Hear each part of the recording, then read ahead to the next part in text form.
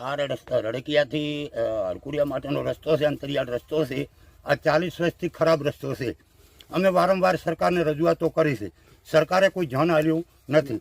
અમે કંઠા 60 વર્ષની ઉંમર પડો તો પગ હાથ ભાગે તો અમારો કોઈ અત્યારે વારસદાર થાય નહીં. અમારી માંગણી એટલી છે કે સરકાર અમને તાત્કાલિક આ રસ્તો હાલે.